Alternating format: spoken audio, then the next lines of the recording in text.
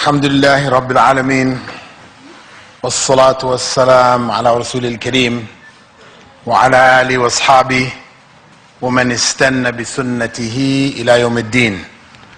All praise is due to Allah, and may Allah's peace and blessings be on the last Prophet Muhammad sallallahu alayhi wasallam, and on all those who follow the path of righteousness until the last day. The concept of Islamization of knowledge is one which has been discussed for the last almost 40 years, at least in the 20th century, where educators from various parts of the Muslim world gathered in Mecca in the 70s and analyzed the problems facing Muslims with regards to education.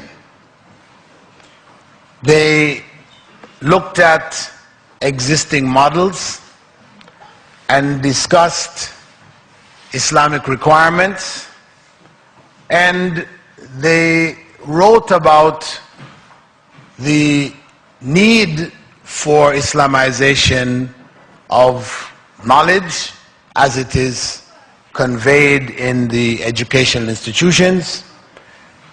In fact, they wrote virtually an encyclopedia on this topic, and that was in the 70s. Since that time,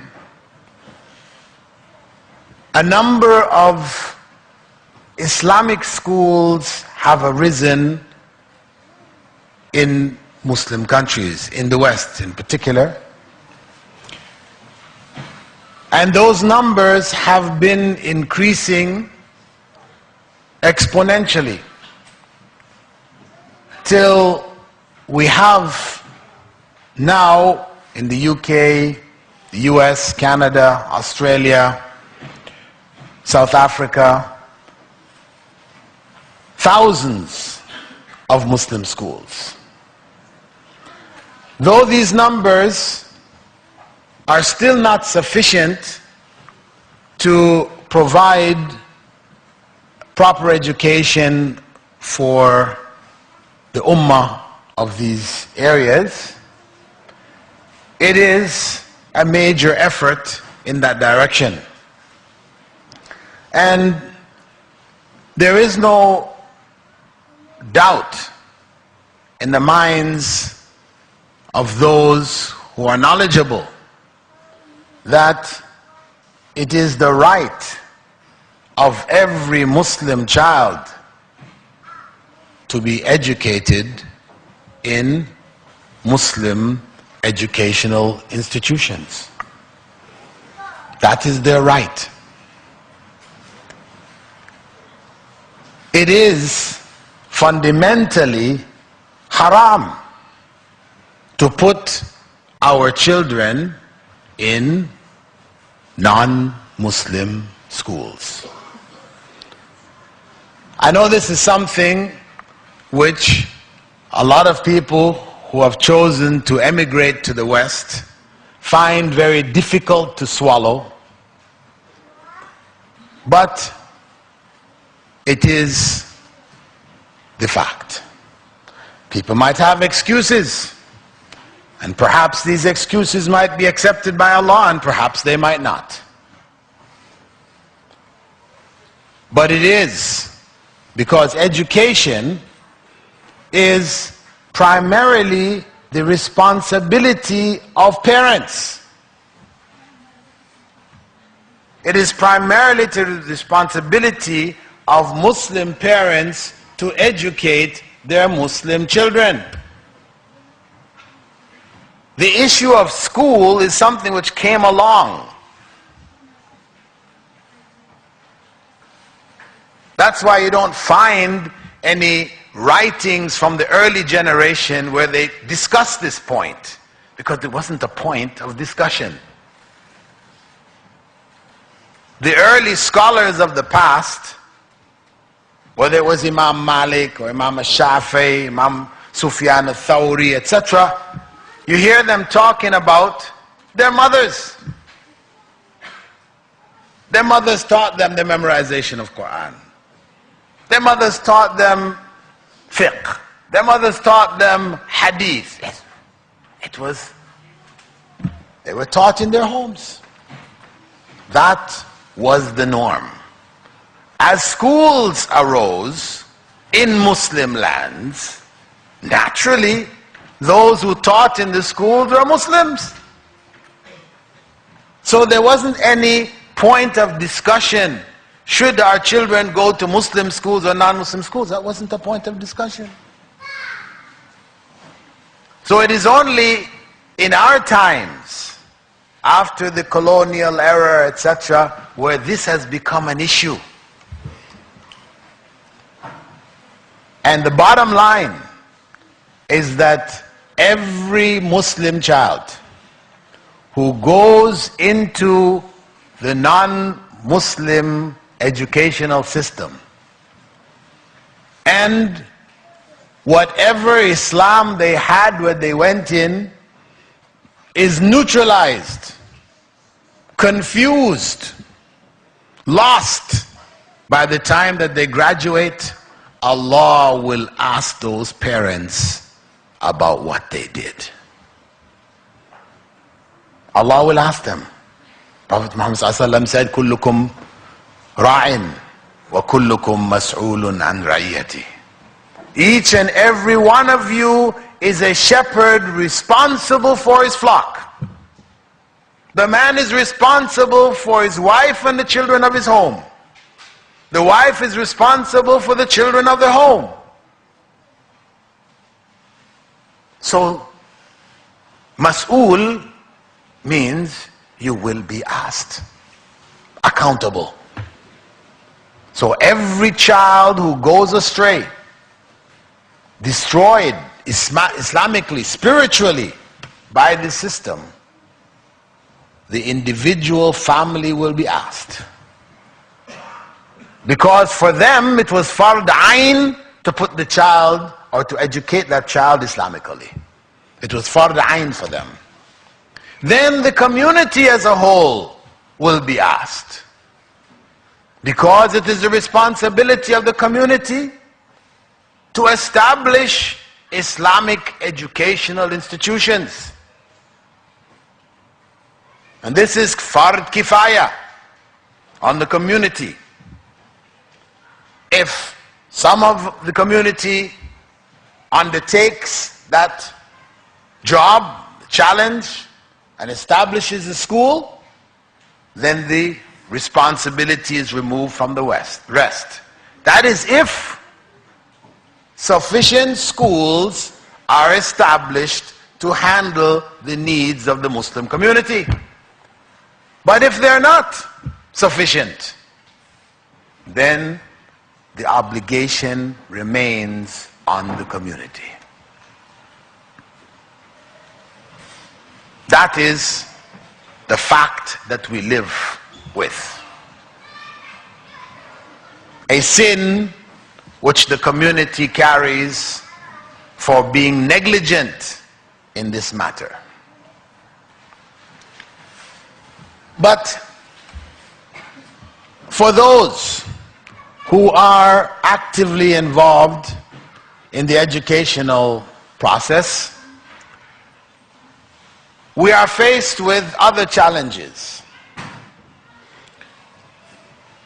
Alhamdulillah, in most cases, we have in many parts of the country today Muslim schools, meaning structures, buildings owned by Muslims. The administration is Muslim. Most of the teachers are Muslim. And the children in the school are Muslim. However, the material which is being taught, and yes, we do have Arabic, on the curriculum, and we also have Islamic studies on the curriculum. But the majority of the material which is being taught is still the standard material taught in government schools. So there is a challenge to Islamize that material, because Islamization process is not complete until and unless all subjects taught in the school are taught from an Islamic perspective. That is the bottom line. At that point, we can then say we have a truly Islamic institution. So, to look briefly at this process of Islamization, we this evening will briefly look at the 3 E's of education. The 3 main elements involved in the educational process: the educator, who we call the teacher; the education, that is the material which is being taught; and the educated, the student. Now, the basic philosophy behind the Islamic institution is fundamentally that the Muslim teacher is distinctly different from the teacher who happens to be a Muslim. This is one component. That the Muslim teacher, one who is going to teach in this institution, is fundamentally different from a teacher who happens to be a Muslim, meaning that the teacher who happens to be a Muslim has gone into the field of education for other reasons, other than worshipping Allah through education, serving the Muslim community. Their reasons have to do with materials, money, or prestige, or whatever other reason for which people go into teaching. It might be that they were trying to be a doctor or an engineer, but they couldn't get the marks. They didn't have the marks which were necessary for them to get into that field. So then, next best, okay, we'll become teachers. So, they are teachers by default. They could have been anything else. So the intent, the niyyah, is not for the sake of Allah. It's missing. Secondly, the Muslim school, and this is a problem that we are faced with, is distinctly different from a purely business venture which happens to be called a Muslim school. Because this is another thing we're faced with. That many of the schools out there are businesses, business investments. Those who are the owners or behind it, etc., are not really that concerned about serving Allah through education. They see a need, they see the Muslim community desiring, wanting Muslim school, so we say, okay, this is an area of demand, so we will be the suppliers. So we provide this institution. But our concern is profits. So we will cut corners. We will not hire the proper people to do the job. The cheapest ones we can get, these are the ones. It's marketplace now, right? This is business. You know, we try to get the cheapest teachers we can, and of course, as they say, you pay peanuts, you get monkeys. So you don't get the quality that should be in the school. And the main concern is just roll them through. The more go through, the more graduate, the more profits we get. So the real concern in terms of standards, not be there. So a very important element is the school itself. And that's a whole another cup of tea. The trustees, the backers, the administration. The last concern in terms of our philosophy is that the Muslim student in the school and produced by the school should be distinctly different from the student who happens to be a Muslim. In the same way that the teacher, Muslim teacher, is different from a teacher who happens to be a Muslim. He could have been a Christian, a Hindu, or anything.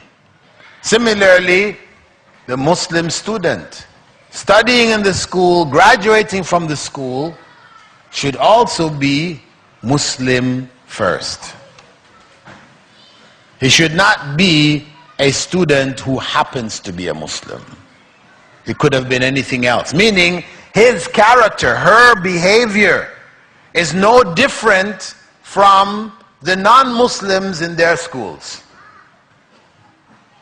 If that's what we graduate, then the school is a failure. Financially, it may be a success. But Islamically, it is in fact a failure.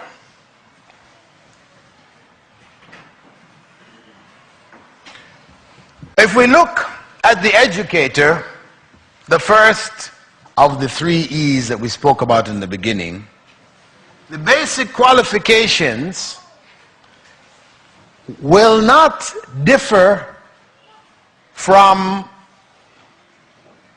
the qualifications necessary for a Muslim in any other field. Because we said the Muslim teacher is a Muslim who happens to be a teacher, and not a teacher who happened to be a Muslim. So if he could have been other than a teacher, he could have been a dentist, could have been a taxi driver, could have been anything else, then the basic qualifications are the same. So he should have ilm, knowledge.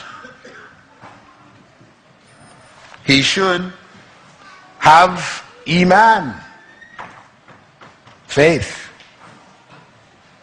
He should have ikhlas, sincerity. And he should have good deeds, amal salih. These are the core qualifications for the Muslim. So whether he's a teacher or he's anything else, these have to be in place. In terms of ilm, knowledge, we're talking about correct knowledge. Not just knowledge. Because you may have people knowledgeable and you say they're qualified, but they really don't have correct knowledge. They will come into the school and they will misguide, as people are misguided in the general schools across the country. Because the process of education, and we're going to look at it later, is not merely one of conveying facts. It is acculturation. It is passing on a culture. A culture which, for Muslims, challenges some of the basic cultural principles that the Prophet ﷺ left behind. So that teacher should be able to distinguish between what is true knowledge and what is false knowledge. False knowledge, for example, is theory of evolution. So they shouldn't be in there teaching, convincing Muslim children that we are the product of evolution. That's false knowledge. And there's a body. That's just one example. A common one which everybody knows. But there's a body of knowledge like that. Also, the teacher should be able to distinguish between useful and useless knowledge. Useful and useless knowledge. What do you mean by that? Well, useless knowledge is, for example, spending $12 billion to send a rocket ship to Mars, to land on Mars and gather up dirt on Mars and analyze the composition of the dirt on Mars. That is useless knowledge. It's not saying it isn't knowledge, but those who study in our institutions should understand that that is useless knowledge. Because if you spend $4 billion or $12 billion to find out the composition of dirt on Mars, and at the same time in your country you have more than 4 million of your citizens living in the streets, homeless people, more than 4 million of them in the United States of America. 4 million of its citizens living in the streets. And you spend $12 billion to find out the composition of dirt on Mars? We say that is useless knowledge.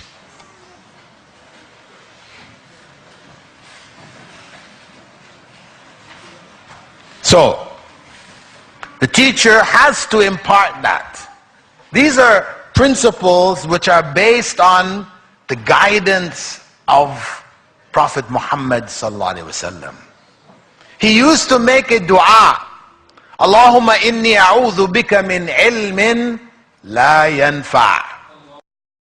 Prophet sallallahu alaihi wasallam used to seek refuge from knowledge which was of no benefit. Regularly. Allahumma inni a'udhu bika min ilmin la yanfa'. Knowledge which is of no benefit is either useless knowledge or it's false knowledge. Those are the two basic categories of knowledge which is of no benefit. So when we're involved in that process of teaching, it is important that the one who is going to teach has to have knowledge to be able to distinguish between the two. Also, that knowledge should be prioritized. Of course, the beginning point is the knowledge which we call fard ayn, knowledge which is obligatory on each and every individual. Then knowledge which we would consider to be fard kifaya, knowledge which is obligatory on the community, but as soon as or as long as somebody learns or gains that knowledge, then the rest of the community are absolved. So individual knowledge, knowledge of Tawheed, that is primary individual knowledge. Knowledge of Salah, all of the obligations that are on us right now, 24/7, that becomes fard ayn, knowledge which we must have. Detailed knowledge of Hajj, when you don't have the money to make Hajj, or it's not time for Hajj anyway, even if you had the money, not required. But when you have the money to make Hajj, it's obligatory on you, and the time for Hajj is at hand, then it becomes obligatory at that time. And we have effective knowledge transfer, that is, that one who is engaged, the educator, should be properly qualified for the vocation of teaching. This is fard ayn for them. For the teacher, according to the Sharia, knowledge becomes compulsory when the obligation for an action exists. Knowledge of that action, when it becomes obligatory, like the Hajj I spoke about, then having knowledge of the Hajj itself becomes obligatory. Meaning that the teacher who is hired is not hired simply because they're Muslim, or simply because they're a relative of one of the owners or the trustees. You know, some of our schools are famous for that. People are in there teaching who have no qualifications, but they beyond family ties. So they've gotten in there not because they're the best qualified, but because they had the best connections.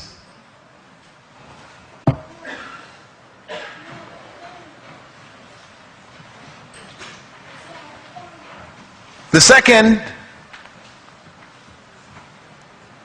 area of qualification is that of Iman.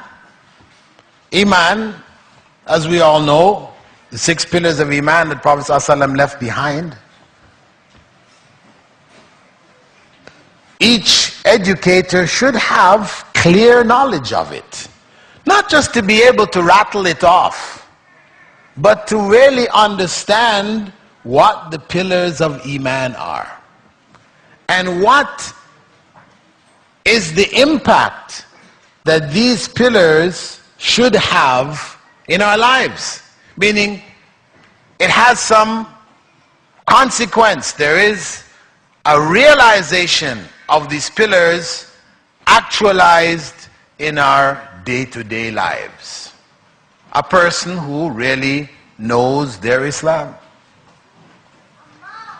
And what you find when you look at the issue of education, much of it is built on patience. And where does patience come from? Those pillars of Iman. The pillars of Iman, when they're understood and implemented, then they provide the foundation of patience necessary for the educational process. The third characteristic, which we said that the educator must possess, and really all Muslims, true Muslims, should possess, is that of ikhlas. Ikhlas meaning sincerity. That the intention behind being a teacher, and this is not just for Islamic studies teachers, but for all teachers, the intention behind it is that it should be for the sake of Allah and not just for material gain. The educator recognizes that this process of education is in fact ibadah. They have the consciousness that causes them to approach their subject as a way of worshipping Allah and not ada. These are two terms in Arabic, ibadah and ada. They sound quite similar. Ibadah is worship, ada is custom, habit, tradition. So the educator should have that point clear. When Prophet ﷺ said, "Ad-dunya mal'una, mal'unun ma fiha," that this world is cursed and everything in it is cursed, illa dhikrullah wa ma wala, except for the remembrance of Allah and what helps us to remember Allah.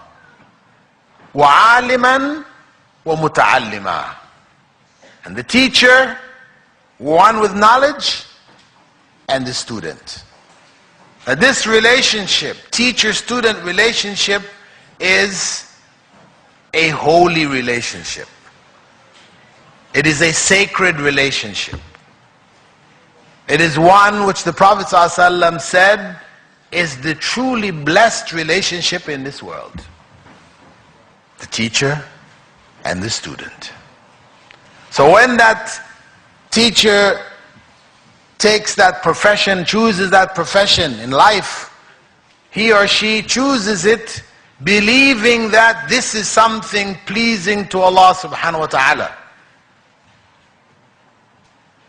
The most blessed profession that they can choose.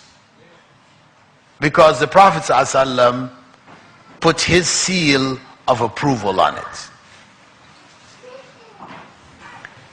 And also, in terms of ikhlas, the material which is being delivered must be delivered sincerely.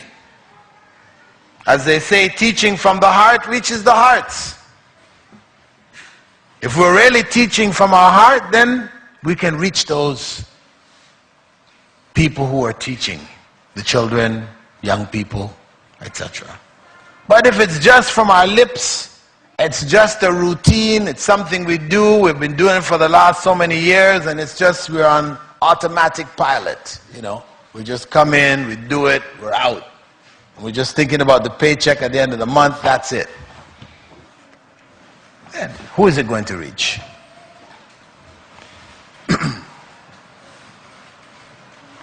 And the last characteristic is that of amal salih, righteous deeds. Foundation for righteous deeds is that it should be according to the Quran and the Sunnah. Because righteousness, goodness, is that which has been defined by Allah as good. That is the basis of what goodness is. And evil, corruption, is what Allah defined as evil and corrupt. That is the stable criterion. Otherwise, what people agree upon changes every day. Satan is busy.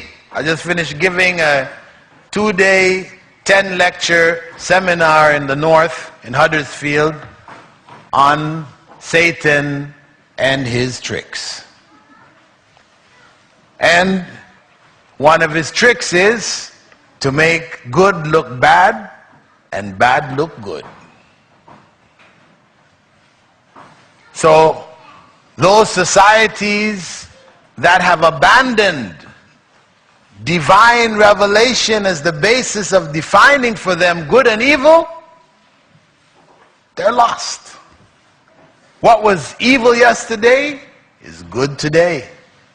What was good yesterday is evil today. Just think, and one of the favorite methodologies of Satan is calling things by other names, giving them attractive names. So when Allah said, don't eat from that tree, and Allah didn't give the tree a name, Satan comes to Adam and says, this tree is the tree of eternal life. Shajaratul Khuld. The tree of eternal life. So what does that do? It sparks in the heart some kind of the tree of eternal life. And that's this methodology. A long time back, the term gay meant happy.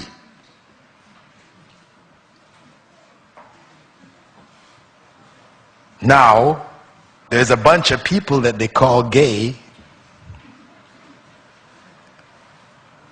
which are really wretched people. Wretched people.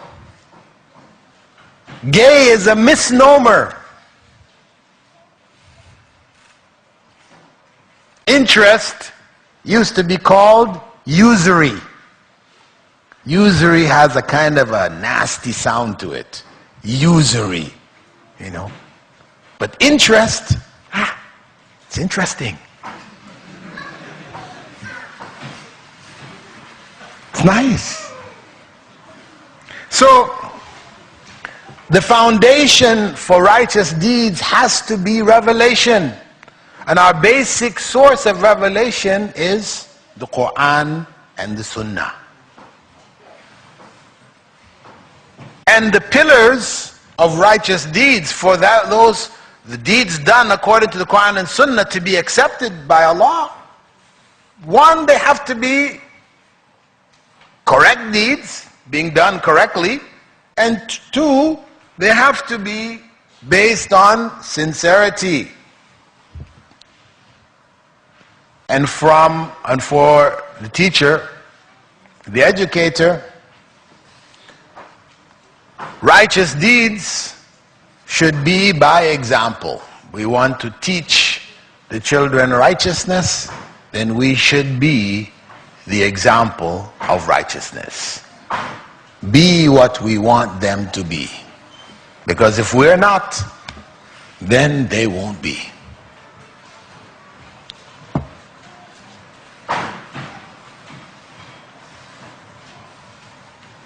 Among the qualities of the educator is that he or she should have a sense of mission. That they feel they have a mission to accomplish. They are driven by a mission. There is a driving force which is behind them. They feel a sense of responsibility. The children, the young people that have been put in their hands, that they will have to answer to Allah for what happens to these young people. They should be merciful. As the Prophet ﷺ had said, he is not of us who does not respect our elders and show mercy to our little ones. Mercy. Allah is Ar-Rahman Ar-Rahim. He didn't just use one description of mercy, he used two. Bismillah Ar-Rahman Ar-Rahim.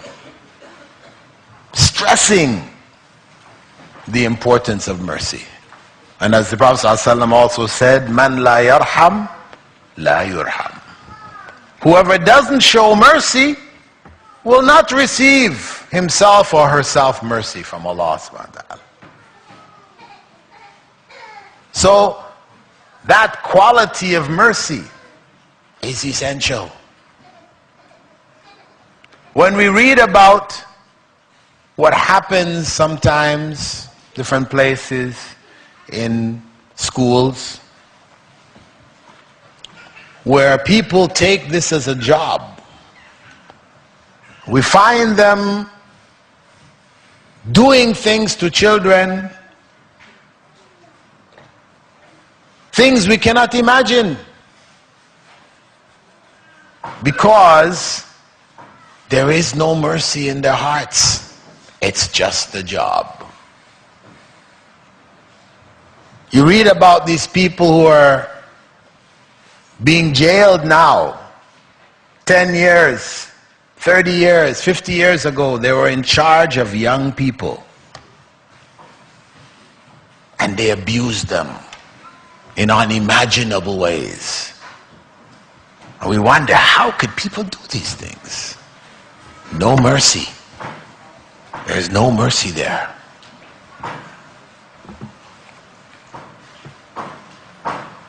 Unfortunately, when we talk about mercy, there is an element within the educational system of Muslims where that mercy has gone. And unfortunately, it is connected with the Quran. I've met so many people from the subcontinent and outside the subcontinent who, when they look back to their childhood, learning the Quran was a horrifying experience. A horrifying experience. We have a bunch of people out there in charge of madrasas, in charge of teaching the Quran, who don't have mercy. They're abusing our children, young people. Some of the brothers, actually when I was visiting the north before, a few months back, and they were driving me to the airport, we were talking about the importance of setting up Islamic school, etc. And I was talking to them about their experiences. You know, alhamdulillah, they survived. But what they described, it meant that they were 1 out of 10. 9 others didn't survive.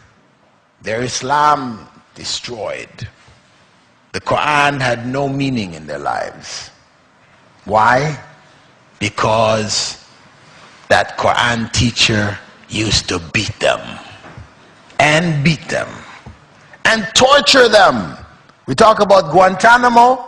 What they were describing to me, they described this move they call the chicken. Huh? I see his brothers laughing and smiling. They know the chicken. What is the chicken? You stoop down, put your arms underneath your legs and hold your ears. And if you move from that position, you got whacked. This is torture. This is torture. There is no mercy. And I know personally, I was living in the UAE. I put my boys to memorize Quran. Alhamdulillah, they managed to memorize Quran. But what they went through, incredible stuff.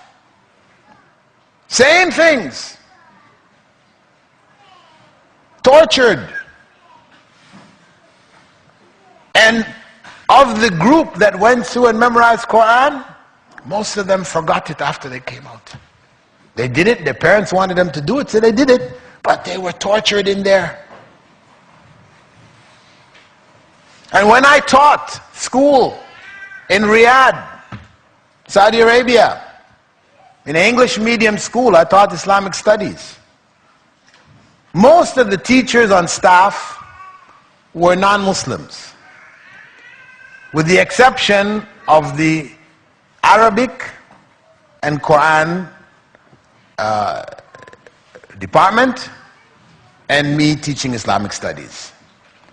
Some of the teachers from the English side, non-Muslims, they had the students do a survey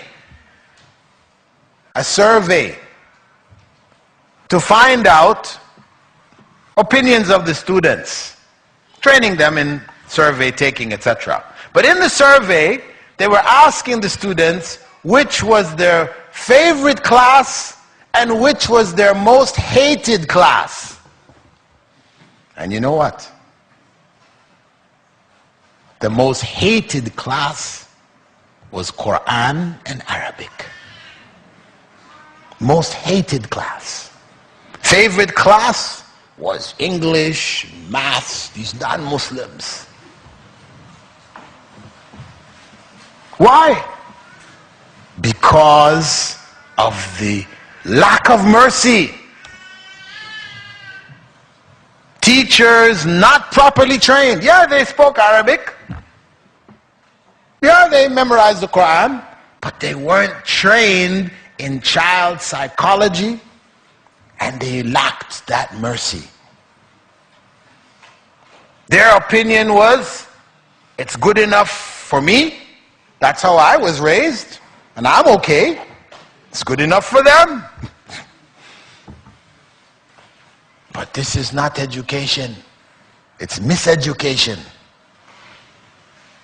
So one of the things that I have insisted wherever I've gone, addressing schools, staff, etc., is that the requirements for teachers should not vary between academic subjects and the Islamic subjects. Just because so-and-so graduated from Islamic University, now you're going to put him as a teacher of Islamic subjects, Islamic studies, to 6-year-olds? He's never taught a 6-year-old before. What do you think he's going to do? If he hasn't been trained in educational psychology, child psychology, etc., what is he going to do? He's going to abuse those kids. And that's what happens. So this thing of mercy, the mercy in the heart, if it is in the heart of the teacher, then he will know his own limitations and get the necessary knowledge to be able to do the job properly, to fulfill his responsibility before Allah, to put a love in the children's hearts for their subject, especially Quran and Arabic. It should be the most beloved subjects in the hearts of the children. But you go across the country, here, in the UK, and in the US, and in Canada, it's unanimous. One of the most hated subjects. So there's failure here. There's serious failure. It needs to be addressed. When I took my kids to the school in the UAE, put them in the school to memorize the Quran, and I told them, listen, I don't want my kids beaten. They said, they can't learn Quran without the stick. They can't. I said, well, listen, I will do the beating if there has to be beating. You please don't hit them. I said, I'm telling you, they cannot learn without it. And the teacher, when he said that, he had 5 different sticks beside him, right? From the thinnest to the thickest. This is sad. We can laugh about it now, but in reality it's sad. And it is an example of not having mercy on our little ones. And that's why some of the brothers I know who work in the north, work in the prisons in the north, told me that in all of the major prisons of the north, they found, surprisingly enough, young people who had memorized the Quran in their teens, and now they were in jails in the north for drugs and other serious crimes in jail, having memorized the Quran when they were 14 or 15, and there they were, in every jail. So what is this telling us? We have to take another look at what we're doing here. We have to reassess. Where are we and where are we headed?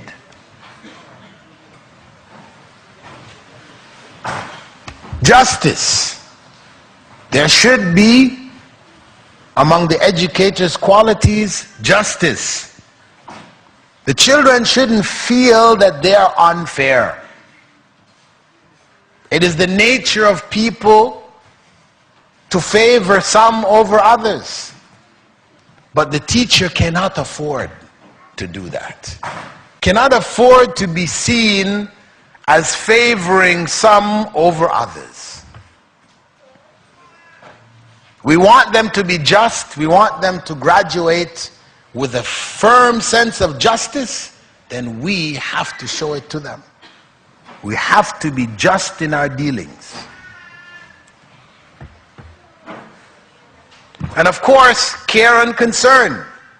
It is essential that the children should feel a care. You have teachers who will be teaching a student for the whole year and they don't even know the name of the student. What's his name? In the corner. No. We should know the names of all of the students. Know something about them. Know something about their families. Haven't spoke to their parents, etc. We're dealing with Islamic education. This is not a production line. We do care. There should be a sense of concern.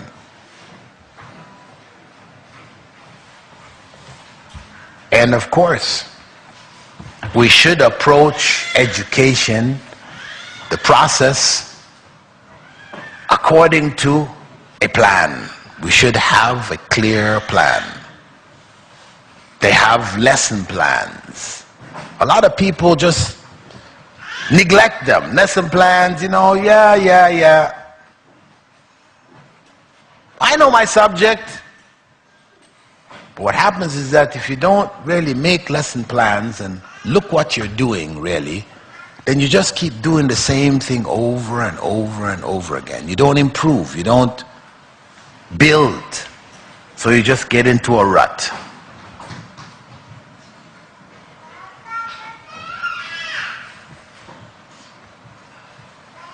And of course, our actions in general, whatever it is that we want to convey, then we have to ourselves show it. As they say, actions speak louder than words. And kids will take teachers as the final word. How many times the kids come home, we try to tell them, and they say, but teacher said. No. What teacher said was even more important. They're ready to obey teacher and disobey you. It has that. Why? Because they spend more time with the teacher than they do with the parents. So it's not surprising. So it is very important that we be the best example that we can be. When we look at the education, and this is the area which I really want to focus on, education is defined as the process by which a society conveys its cultural values to the next generation. Cultural values. That is what's really happening. It's not just the facts. It is the package in which those facts come. A way of thinking, a way of life is being conveyed in every class. In English, in maths, in science, in social studies, geography, in every class, in the body language of the teacher, in how they speak to the children. The culture is coming. The cultural package is coming at them. And that's why Prophet Muhammad ﷺ, he summarized the essence of the message of Islam as being one focused on moral character. It was a moral message. When he said, إِنَّمَا بُعِثْتُ لِأُتَمِّمَ مَكَارِمَ الْأَخْلَاقِ, I was only sent to perfect for you the highest of moral character traits. He was summing up that message in a moral context. How we relate to Allah subhanahu wa ta'ala, how we relate to our fellow human beings and to the world in which we live. It should be from a morally sound perspective. A morally sound perspective which has been defined by Allah and His Messenger. And don't forget, education is ibadah. So now, if we look at education, it is composed of the material which is taught, the environment in which that material is taught, and the methods by which that material is taught. Of course, those of you that are educators, trained teachers, etc., you've been exposed to issues of methodology and teaching environments.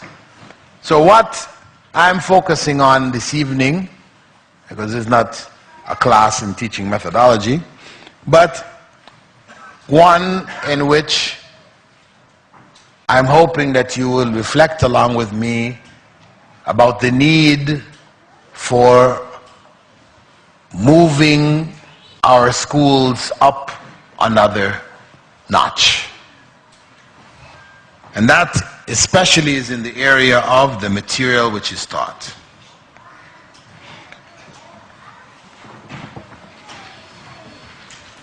We should have Islamization as a clear goal within which the curriculum exists. This should be clear. For an Islamic school, Islamization of the curriculum should be its goal. As I said earlier, that school does not truly become Islamic until the very curriculum of the school itself, that's the heart, becomes Islamic. So what does that mean? Going down to the basic, most basic level, the level of the lesson plans. This is the plan that the teacher prepares in order to teach his or her subject. That plan needs to be Islamized. Islamization has two aspects to it. On one hand, an Islamic element should be introduced in every class. So in that lesson plan, how that lesson is linked somehow, some way to Islam should be subtly brought across to the children, young people. Why? Because we want them to understand that there really is no separation between Islamic education and academic education. In the end, وَعَلَّمَ آدَمَ الْأَسْمَاءَ كُلَّهَا. What did that mean? Allah taught Adam the names of everything. That's encompassing what we call revealed knowledge as well as what we call acquired knowledge. It's all one in the end. It is all from Allah. What's real, what's true, it is all from Allah. So the student shouldn't feel when he is in English class or math class or any other class, an Islamic studies class, that there is Islamic studies, that's one thing, Arabic, Quran, and then we have this other area of studies that we have to deal with because that's what real life is about. No, it's all related. When we read the writings of the early scholars, the scientists, Muslim scientists, who were in Spain and in Baghdad, when the texts which they left behind, which are now in the museums, when you go and you read them, you see the scientists discussing about the refraction of light as it passes through a prism and so and so. And then he says, and Allah said, call Allah. And he goes on to discuss some other aspect of how to set up the lenses and put them this way and that way. Then he says, and the messenger of Allah said. I would say, wow. You know, he's talking this and his Quran comes in there, Hadith come in there. It's all a part of the same thing. That's how they were. There was no division. Those scientists had memorized Quran, they quite knowledgeable in Hadith, etc. So they could see links. They could make references. It was all there. And that's what we want to do. This process of Islamization is that reintegration, bringing those two ends back together. That there ultimately is and should not be any separation. So, an Islamic element should be there. It doesn't mean some people go overboard with it. So they turn their science class into an Islamic class. So they're bringing all the verses and then it became Islamic studies. No, I don't mean that.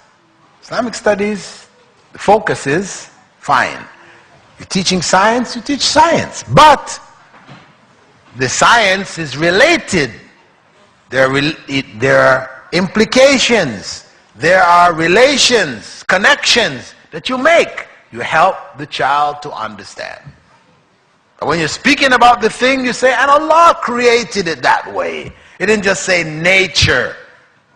It was a product of nature and it's in its nature. No. In the nature which Allah created it. So, just putting Allah in that class as you're explaining, that's the connection. Or it could be something historic. You're talking about teaching math, so you mentioned that Muslims were the ones who introduced zero to the world. They didn't invent it, but they introduced it.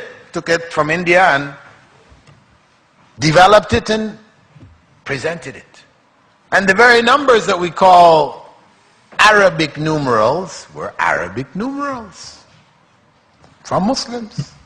So we can connect them historically, or we can connect them by the terminology that we use when we explain the class. Then, the second component of Islamization goes back now to the same statement of the Prophet ﷺ with regards to the goal of Islam being a moral goal. A moral message should be promoted in every class. A moral message, meaning bringing moral values back into education. Systematically. Of course, a Muslim teacher teaching will tend to do this, but we're talking about doing it in a way which is accessible. You know, we can assess it. How successful are we?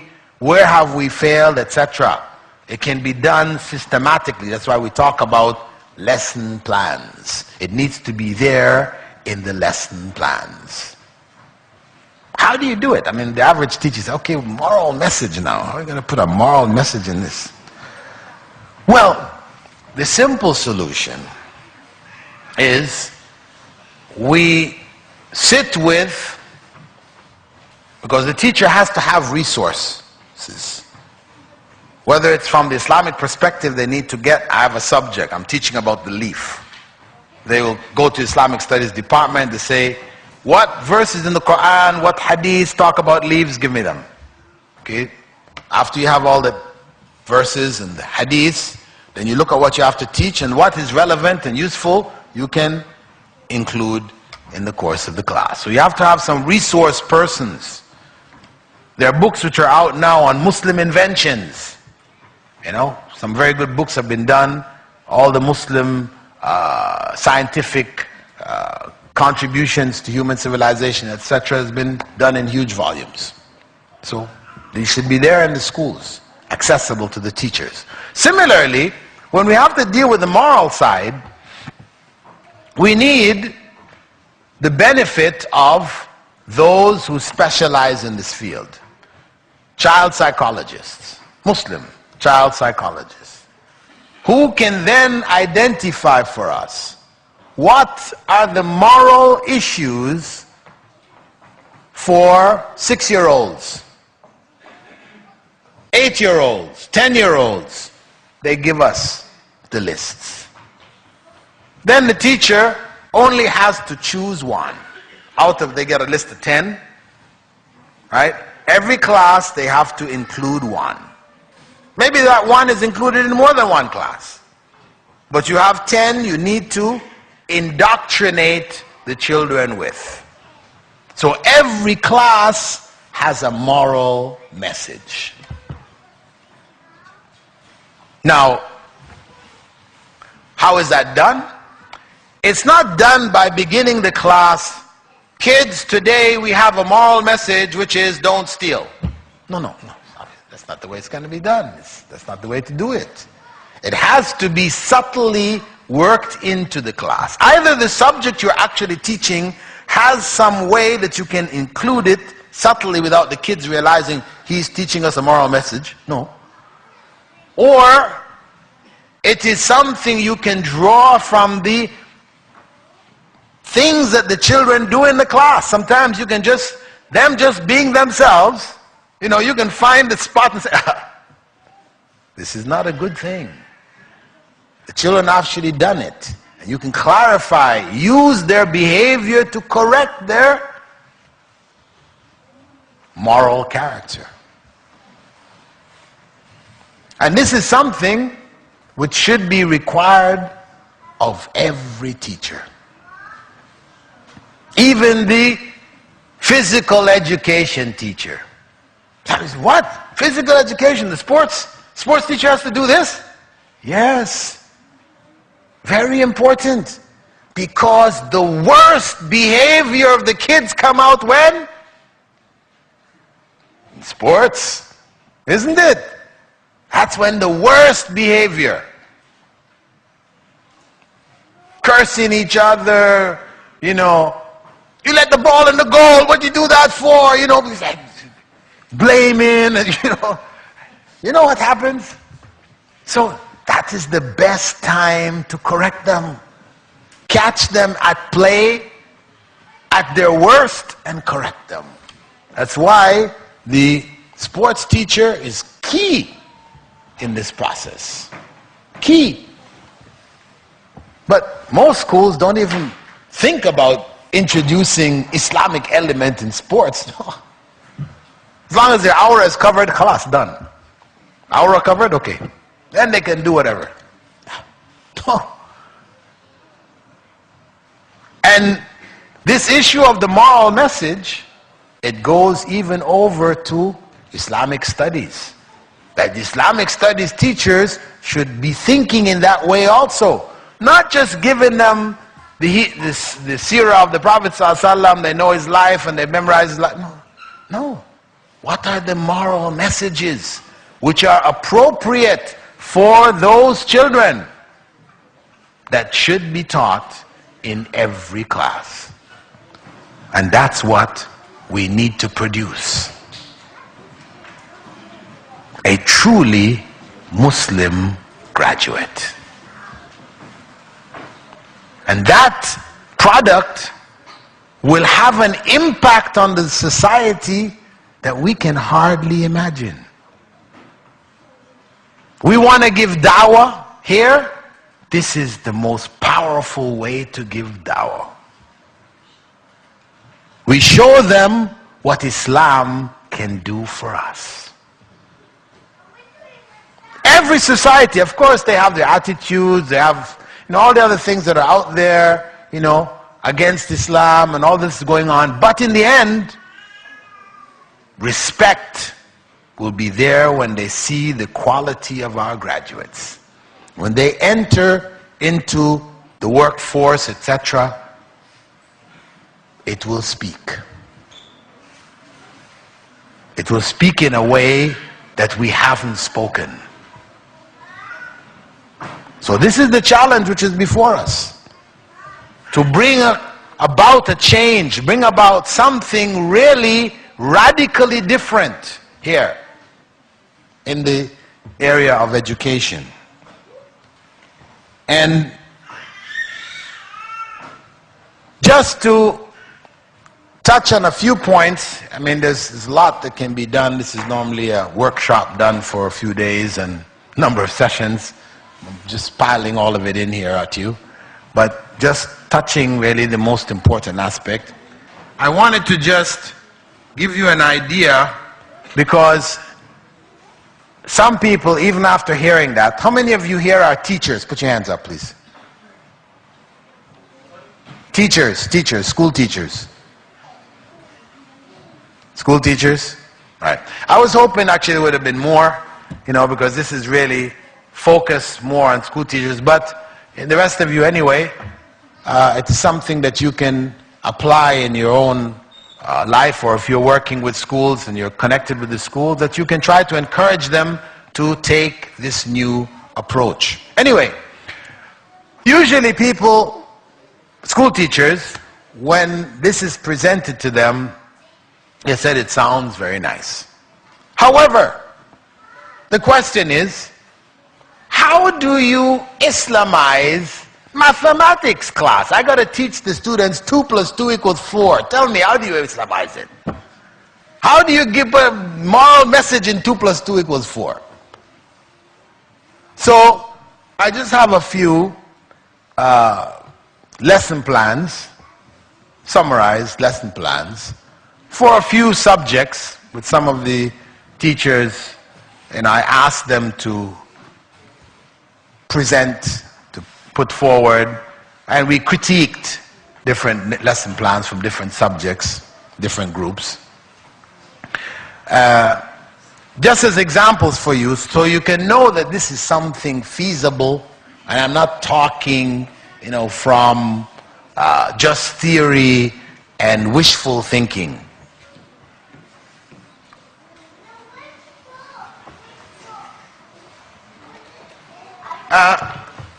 This one is from a school where they call 8 and 9s a standard 3. Anyway, they have mathematics and they have addition. They have to teach, the objective is to teach the addition of a one-digit number to another one-digit number, like 2 + 2 = 4. So, how do we Islamize this? First, we can start the class with Bismillah. Then, we give them basic word problems for 2 + 2 = 4. We say if one prays 2 rak'at of sunnah, of fajr, and 2 rak'at of fard, then what's the total number of rak'at have you done? 4 rak'at. Was that so difficult? Also, another example, Prophet ﷺ had 3 daughters and he had 3 sons. So how many kids did the Prophet ﷺ have in total? 6. 3 + 3 = 6. Then we also teach them from the other side, 1 + 1 + 1 = 3. And we tell them that some people say that means equals 1. You know who those are, right? Who say 1 + 1 + 1 = 1. We have a bunch of them here, right? So we also let them know that it's not very smart. 1 plus 1 plus 1, no way cannot equal 1. That equals 3. Okay? So we've given them some dawah at the same time, some ammunition for dawah. The moral message. We give them a word problem, a story to illustrate the moral message. Ali has 2 riyals and loses 1 on the playground. So his mother, Sarah, gives him another 2 riyals. Later that day, a classmate, Khalid, finds the missing riyals and also returns it to Ali. Ali's mom is so happy with Khalid that she gives him a reward of 2 riyals. What is the total number of riyals that Ali has now? So we can put into that story as many moral messages as we want. There's a moral message in here to parents. Ali's mom. Ali lost his 2 riyals. What happens to most moms? Most Sarahs say, "What'd you lose the money for? I gave you that whack," and hey, take it easy. He didn't do it deliberately. He wanted the money. He lost it. Be merciful. Be merciful. So there's a message, a moral message there to Sarah, the mom, there too. That kind of reaction is not the proper reaction. We can add other factors in there. Khalid, who found the 2, when he went home, his father said, he showed his father the 2 riyals he got, real happy. He said, "Where'd you get those 2 riyals from?" He said, "I found them." He said, "Where'd you find them?" "In the playground." "Did somebody lose 2 riyals?" "Oh yeah, Ali did." These are probably Ali's 2 riyals, right? Yeah. But finders, keepers, losers, weepers. That's what we say over in our side of the world. I don't know what you say here in the UK. But that's the kind of phrase that the kids say, Even though they know it belongs to somebody, they found it. It's in the pocket. Hey, no, that's not good. Take it back. Moral message. Still talking about 2 plus 2 equals 4. Right? And then when he gives the riyals back, and Sarah gives him, Ali's mother gives him 2 riyals anyway, hey, good is rewarded. You did a good thing, you got a reward for it too.